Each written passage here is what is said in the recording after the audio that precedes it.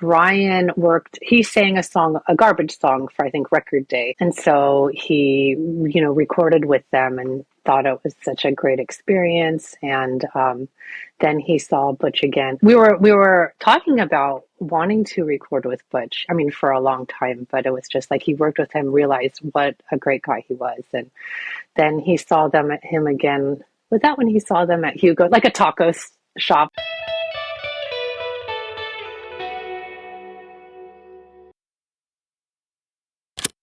Welcome to the official podcast of Joey's Song.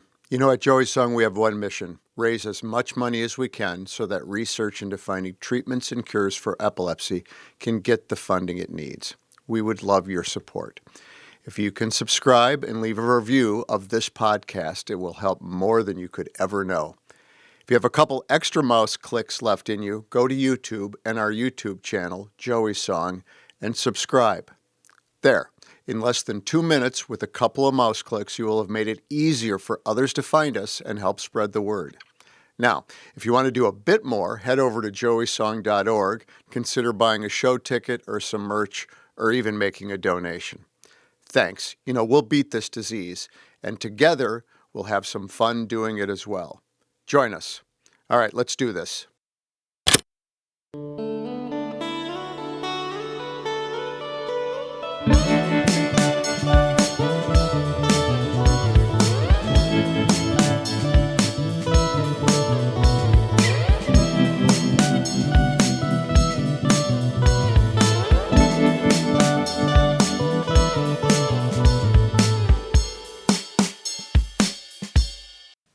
Hey, everybody, we are back with the Joey Song podcast, and as I promised, my guest today is Nikki, the lovely Nikki from Silversun Pickups. There. Hello. Always nice to see you. Yes, even if we are half a continent away from each other. But yes, I know, okay. Technology still. It's amazing, isn't it? It's amazing. It's truly amazing.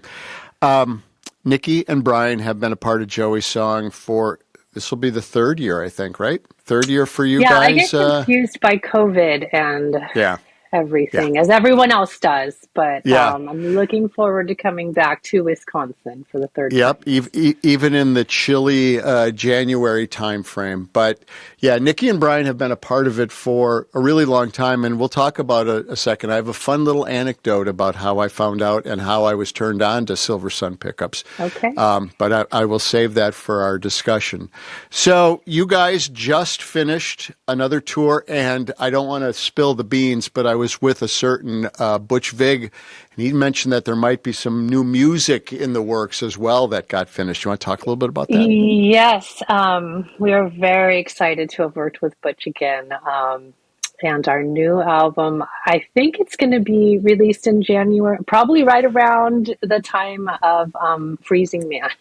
Nice. But January, February, somewhere right in there. And then we'll start touring for that. We're really excited. I think we're so happy with how it turned out. And it's always, Butch is like family to us. So it's so nice to be able to work with him again.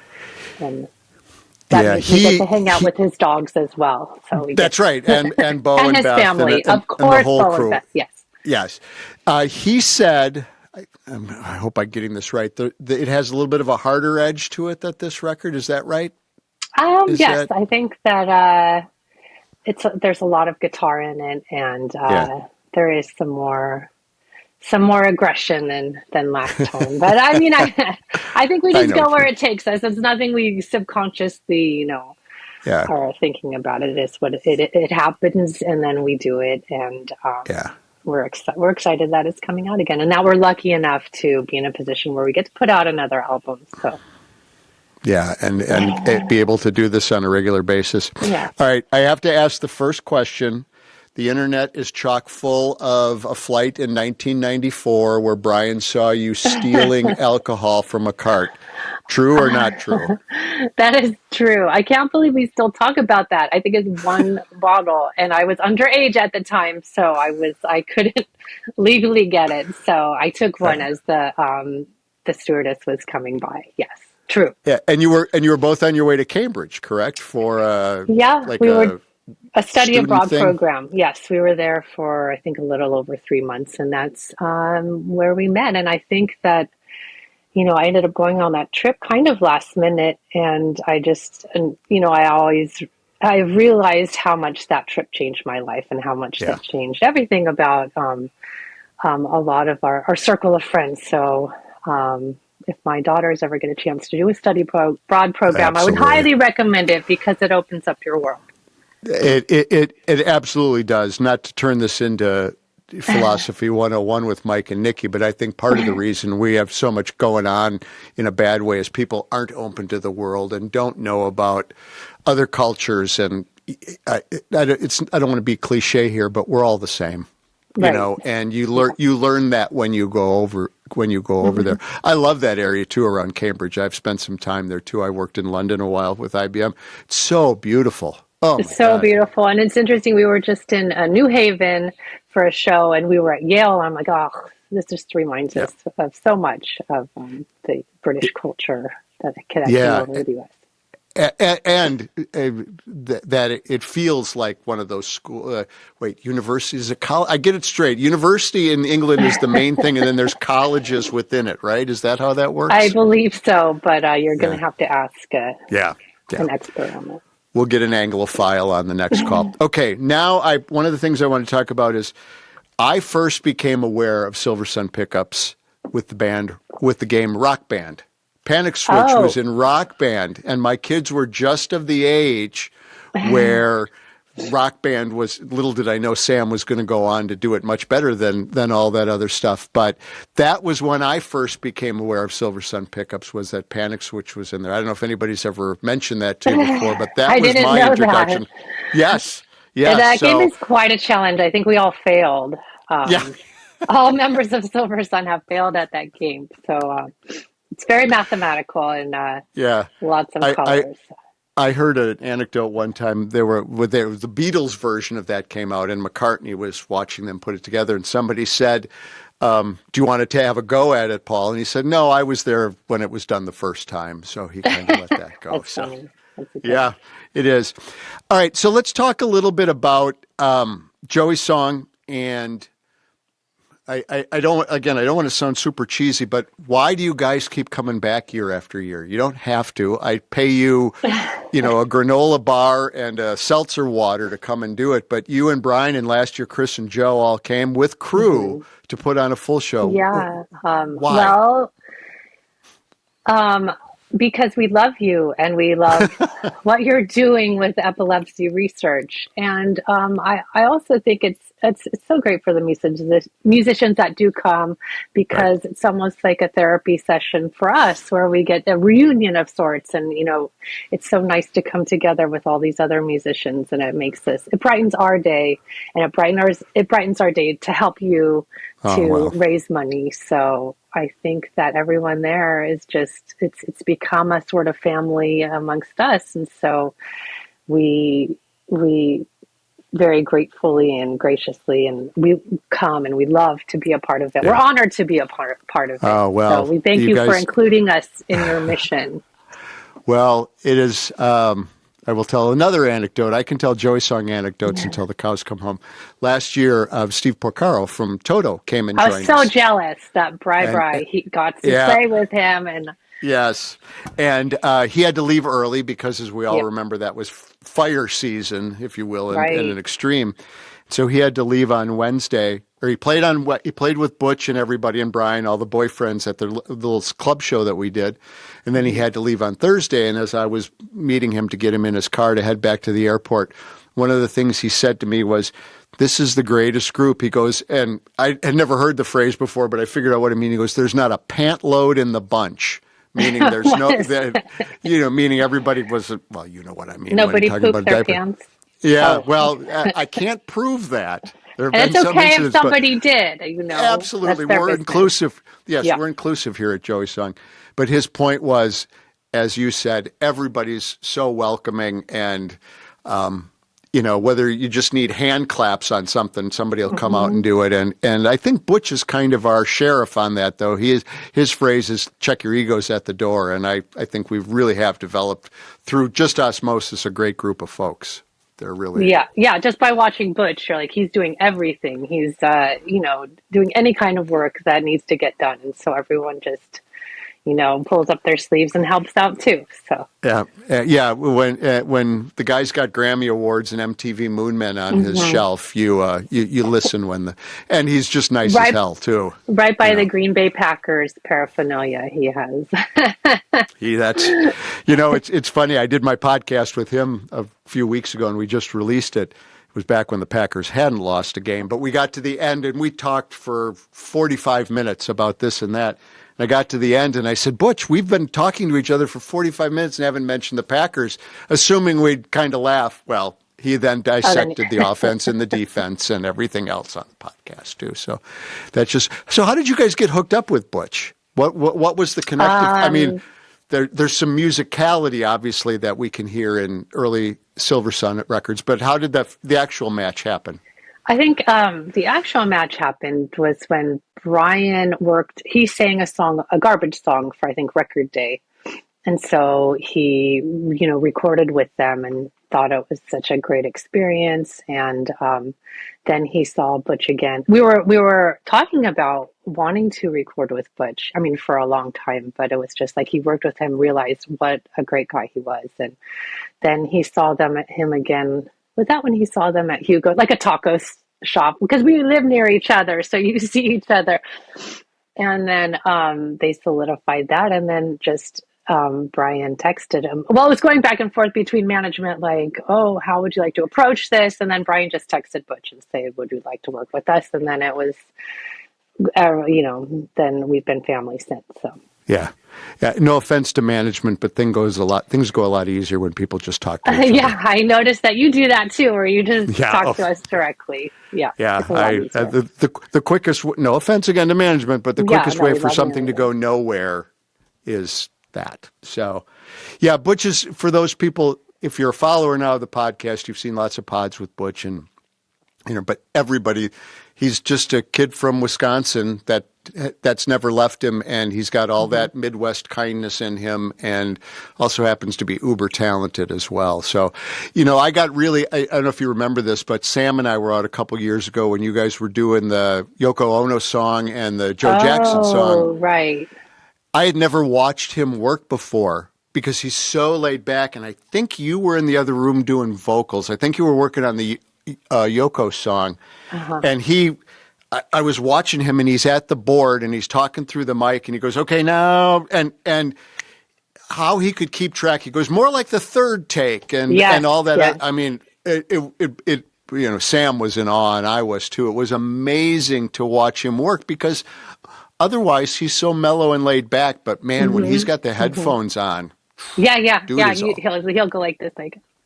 But yes, he'll be talking to us about movies or culture, anything, and then everything will be casual, and all of a sudden he switches, and then he's totally zoned into the recording, and we're just grateful to be able to work with him again and be at his house. It's so casual and nice, and he makes us feel so comfortable. And I'm always hesitant about singing, and he always makes me feel like. Yeah. I'm doing a great job, and he just and you are. He's not. No, but he makes me feel so comfortable that he gets that out of me, and I think that's not an easy thing to do. Yeah, that's one of the talents. So the crew, the Know-It-All Girlfriends, which I think the people that do monopolies are saying we may have to break you guys up because it's really not fair, the competition against the boyfriends. It's really not even close. We've got Gail, so that's our, how can anyone compare to Gail Greenwood? So. Well, yes, and we've got our hidden weapon, Sierra Swan, and all these amazing people. And then we added Marissa. Everyone is great. Oh. Yeah, but then we added Marissa. Oh, my God. She was a revelation. Yes. Oh, my God. I think Bikini Kill would never do Rebel Girl again. Girl, yes. That was exciting, and I think that's what also we needed us to, like that spark she had. So it was just we were just in awe watching her go out into the crowd and just jumped right in there. Jump in there, yeah. I watched some of the old video too, and there were some times when she was just playing lead on some other stuff and just slicing it up. She's amazing. She really is. Thank you for getting us all together and for bringing her in last year. No, yeah, I hope she's here again. She is. She's Great. already booked in, and that was Butch. Butch made that connection as well. But then I found out. So one of our new guests this year is Hugo Burnham, the drummer from Gang of Four, and Oh, Hugo has worked with Marissa in the past too. So awesome. for as big as the music scene feels, Mm-hmm. it's a pretty small little group of folks when you really think about it. She was great, and Hugo's going to be such a great addition. Everybody that I've talked to uses those Gang of Four records as a touchstone in some part of their musical education and development. Gail's been on tour with them for past year or two, right? Oh my gosh. Yeah. And they just killed it. And then Ted Leo was on guitar taking the Andy Gill spot, and Ted's amazing too. Yeah, it was really great. And those records are, you don't kind of realize it. But I watched the crowd. I went to the show in Milwaukee, and it was like nostalgia yet current feelings all at once watching that band play those songs. It was really great. All right, we're going to take a break. Nikki and I are going to go back. I'm going to plug in Rock Band, and we're going to try to get through Panic Switch together during the break, and then we'll come back and play our we're not going to get very far. No, we're not. It'll be a short break. We'll try. Yes, we will. We'll be right back, everybody. Okay.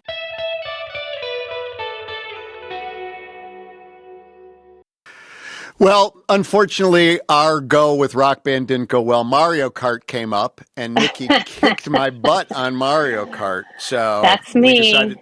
Yep, you're the road rage.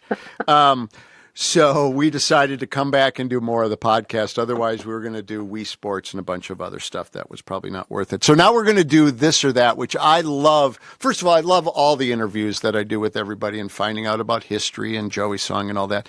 But this is fun because this gives everybody a chance to talk about not necessarily themselves, which I have found most musicians that are cool would rather talk about anything but themselves. And those that want to, well, anywho. So we're going to start with This or That. I'm going to give Nikki a bunch of comparative things. There's no wrong answer. There's no right answer. There's just your answer. And we always start with my favorite, Beatles or Stones? That's a tough one because I would say the first half of my life, it would have been the Stones 100%. But I've really come around to the Beatles, and I have such a soft spot for George Harrison and his guitar playing. And I'm going to go Beatles now. And is there a particular reason for that? I mean, what was when you just had the synapses firing in your head that said, got to go Beatles? I saw that documentary, that 6 or 8 hour documentary, and I got a whole new appreciation for them. And I would say that George Harrison makes it tip over for me. So, I ate it up. There were people who were like, oh, so long. Like, I can't get through it all. I'm like, oh, I wish there was more I could. And there is more. I'm like, I'll watch the whole thing. Like, I'll watch anything on that because I found it so fascinating to just see them in the studio and how creative they were and how just their inner dynamic. And it's like George is asking Paul for advice, but Paul's got like all these other songs in his head he's trying to work out. And it's just like, all this pressure they put on themselves to finish, an album in a couple weeks. It was crazy, and all that George buildup made it to All Things Must Pass, and then we got all that glorious stuff on that too. I can't get enough of it either. You're looking at the guy who has all of the Beatles tracks and all the bootlegs, which are all the hours and hours in the studio, and I can't get it. I can't get enough of it.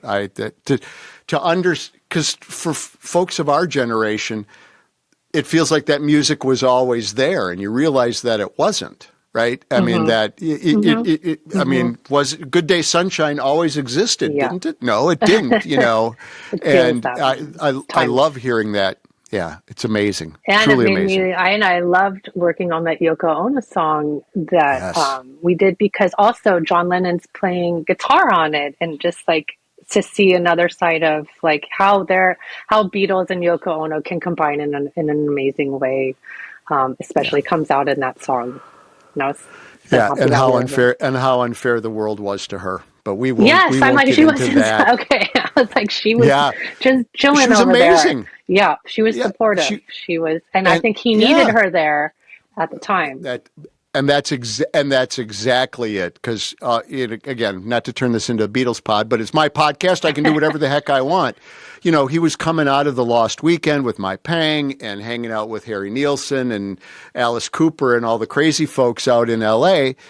And he needed it, and she, yeah. The world was incredibly unfair to her because she was a renowned and respected artist before the Beatles came along. It wasn't like she was a hanger-on or used that. Obviously, it didn't hurt, but I mean, she was accomplished before she met John.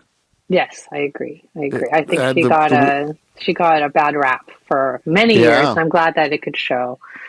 yeah, and everybody's kind of seeing it now Yeah. in hindsight. All right, Seinfeld or Friends?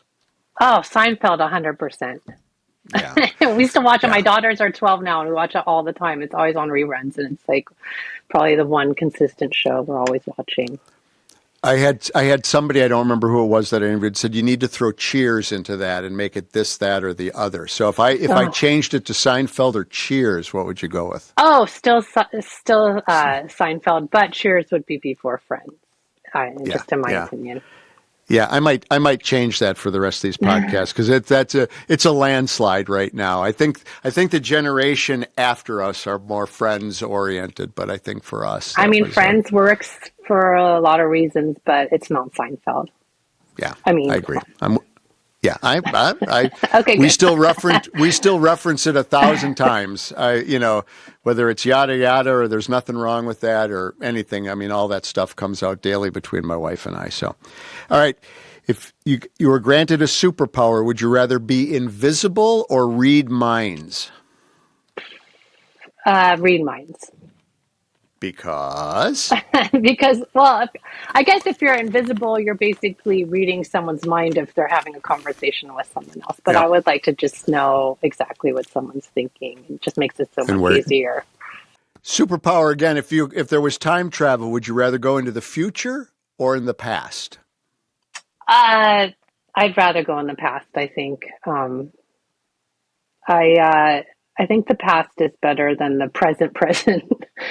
And we could fix a lot of things if we go into the past and, understand our fault. Is there a particular spot in the past you would like to go to? Time, Uh, place? I was just listening to a podcast this morning about Saturday night, or sorry, Saturday morning cartoons, and then it was bringing me back to when I was a kid, and what an important time that was. 8 to 9:30, I would watch the Smurfs. It's like I had to compromise with my brothers because they were, wanting to watch a lot of the other shows, and then we would see all the like Croft, it's just Oh like yeah, such a HR Puffin HR stuff and all Puffin that stuff. stuff. And when I was where I used to work at Rhino Entertainment, and I got to work on all those DVDs, like re-putting them out, Land of the Lost, and all that. Yeah. And Oh it man, just was yeah. I was just such an exciting time when you couldn't DVR. You had to wake up and it was like you just had to make sure that you were just planted in front of the TV. And now they're and analyzing it, looking back, we were just being fed a lot of commercials. The TV shows were commercials, but I kind of just right at this moment, that's what I'm thinking of because I just had all these sweet memories of growing up. Same. And I was just I do a couple different podcasts, not all these, but I was just on one where we were going over TV theme shows, and my co-host and I, if you were locked in August is when they started promoting the new shows that were coming out on Saturday. And your head would explode, right? Because, of course, they could make it sound like this one that's coming, greatest cartoon ever. And you just couldn't deal with it when the new season would start. I know it was definitely a special time for that, and I think I was right in the sweet spot of it, probably in the just through the '80s. So Yep. I was the little bit before you on that, but that was the most important thing. And Mom and Dad loved it because they could stay in bed because yes, I remember we had this orange footstool, and I would sit there with my cereal bowl and just, oh, it was the best. It was absolutely the best. Your Cocoa Puffs or whatever. Yep, yep, So that yep. was what Saturdays were for. And then Sundays, I would wake up to the smell of pancakes usually and football. So like we would just watch football all day, some sports or, and my brothers were in football. So I just have a nice memory of smelling sweetness with bacon on Sunday mornings. Man, this is like, I feel like we're on a chapter of Little Women here, but it's great. Although at the time we were Dolphins fans, so sorry, Oh, yeah.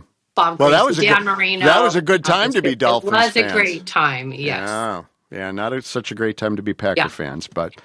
All right, last one. I think I already know the answer to this, but I'll ask it anyway. Are you always early or fashionably late? Oh, I thought at first when you said always early, I thought you were talking about waking up early. And No. Early. No, I'm usually about 5 minutes late, and it drives my husband crazy because he's like, you could just start 5 minutes earlier, but something always comes up. But I would never intentionally be fashionably late, Right.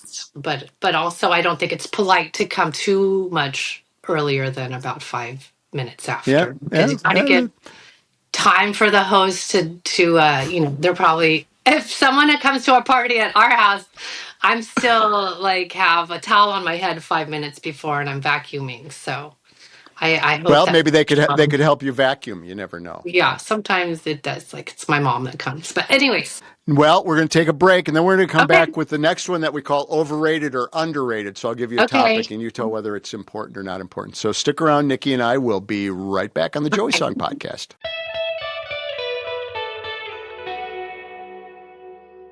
We are back, and we were able to get Nikki back here on time because I told her to be here 5 minutes earlier than I needed her. Yes, so we got it. That is the key. That's what you need to do. We got it back. All right, over or underrated. This one's always fun because this is where people have very strong opinions on some of these. So we're going to start out with the first one: 8 hours of sleep, overrated or underrated? Underrated. Hey, 8 hours. Do more if you can. You need to recover. Are you a napper? I nap a lot on tour, but I don't have a lot of time to nap at home. Right. But I have to nap before. Now I nap right in between sound check and when we perform. I'll take an hour nap. I usually listen to My Favorite Murder or some podcast that soothes me, and then yes, so I nap during tour. All right. And then I have some coffee right before we play. And then you're ready to go. You're ready to be the thunder goddess. Yes. Okay. High-end coffee, like, expensive $10 coffee. I think it's overrated. I'll have any kind of coffee. In fact, we go on tour and we get coffee. Well, that's the one thing on our rider is like coffee locally sourced. And I'm always happy to try new coffees. But I don't think that is a prerequisite to having just, you can have Dunkin' Donuts too, and it's fine. Have you guys ever played the Pabst Theater in Milwaukee? Do you know the Pabst? Because they have this green room downstairs with all these video games, and it's old school theater. We went to the Pabst brewery. Yeah. No, they have a barista in the green room at the Pabst. Oh, well, so I would appreciate that. I've spanned much like the best and the worst coffee. Coffee's coffee, Yep. All right. Vintage guitars. Oh, are they overrated? Oh no, I think that I think the vintage guitars have better wood. I think it's had a chance to settle in, and so I not to say that I get a bunch of vintage basses. Yeah.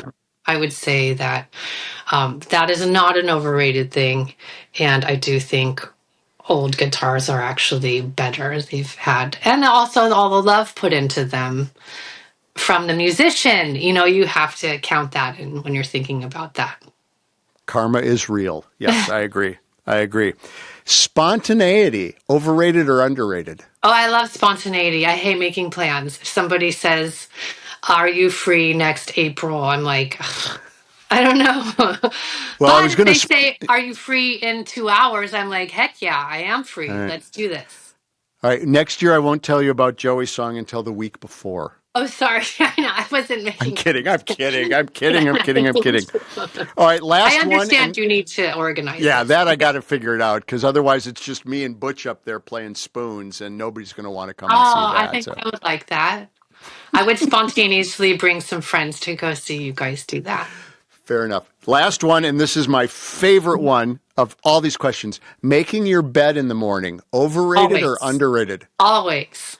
Because then it's hard to get back into a bed that's already made. You're like, I've already made it. So you leave that section and then you start your day. You know, 100%. it's amazing. You creative folks, everybody answers that. Everybody. And I would think, the image you have of, musicians is, kind of Keith and, getting up in the morning in Morocco and all that, and stumbling out. But everybody, and like They like to be emphatically, organized. yeah, emphatically. Yeah, and have you and look at musicians. What do you call it? The guitar chords. They're always like precise and neat, Yeah. and it's got to be. You only have a few Yeah. things, so you have to make them strategic. I And I assumed this. I assumed it would be a 50-50 kind of thing. Some people and like I said, everybody emphatically like I just said something bad about their dog. It's like no, I'm gonna make your bed. And and to make our bed, I just stand up in it. I hold them out and like put it like I don't like going now around and around. I just stand up and then I. now do you must then make your bed on tour, right, in the bunk? That you have to because there's not a lot. Oh, yes, I usually do, but I think I might be the only one that folds there because we just have a comforter, and then Yeah. I do feel like it's important to do that too. Knowing your other three bandmates, I'm not surprised that that's the answer, that you're the only one as well. All right, we're going to take one more break. We're going to be back, and we're going to close with, I don't want her to think I'm yelling at her, our friend Nicole in a minute, so stick around. We'll Okay. be back. All right, we are back. I got to tell you, folks, if you've been listening to the podcast, I love that make your bed thing. As I was just saying to Nikki on the recording, musicians are emphatic about that. That's a really amazing thing. There's got to be some psychoanalysis to it. I don't know what it is, but it's truly amazing. So I love Yeah, that question. something has to be in order in all the chaos. Maybe that's it. Yeah. Maybe it's in the same category as set lists and load in times with all the other stuff. You got to have one constant. Could be. Yes. Well, I want to thank Nikki for joining us today. As I mentioned back in 2009, Silversun Pickups was a revelation for me thanks to Rock Band. I had, at that point, you guys didn't have your connection with Butch, I don't think. So that would have been pre-Butch. So I wouldn't have even known about that. And if you've never seen an SSPU show, you got to go because think of that Maxell tape ad back in the 70s with the guy's hair back. You guys make a lot of glorious noise for four people. It's really great. Oh, well, thank you for having me. I can't wait to come and be a part of your great organization and just this feeling of family. We like to come and be a part of it. Thank you. Thank you. You guys have been, as I said, a glorious addition. And the one thing I have learned, once you let Brian on stage plugged in, he usually doesn't leave. It's amazing because I spent so long practicing the songs and he's just like, it's so natural. He's just like, I can play anything and he can just do it in a second. And I have all the nerves and he has all the just enjoyment of just like, I know what to do here. Let me do it. Yeah. And he does. He's amazing at it. It reminds me of my relationship with my son, Sam, because he's got all the talent and I don't, right? And he just like, in the last year, he's learned to play drums. He's learned to play keyboards. It's like, I can't even play a kazoo, So am I the one that doesn't have talent with me and Brian then? No, Yeah. You did. See, I like to close every podcast by insulting my guest. That's kind of it's one of the traditions here. Yeah. I kind of go full Don Rickles on you, but it's great. Nikki, looking forward to seeing you in a couple months. I can't wait. Yes, I've got all my flights booked and hotel booked. I've tried to do it somewhat on time, but I know that it was a little later than I should have. So thank you for being You're so on patient. Believe me, there's a list of people that are going to get nasty calls soon, and you're not on it. So, all right, everybody, thank you for listening to the Joey Song Podcast. Look for that new Silversun Pickups record in January as well, while you're out there as well, and catch them on tour. Thank you, Nikki. Thank you. Thank you so much. See you soon.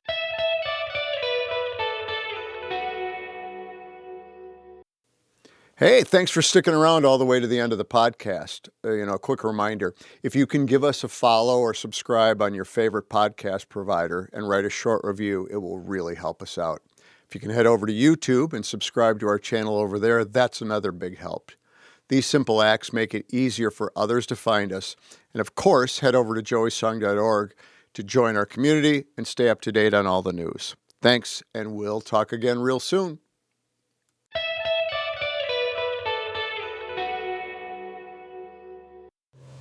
Learn more about Joey Song by visiting joeysong.org.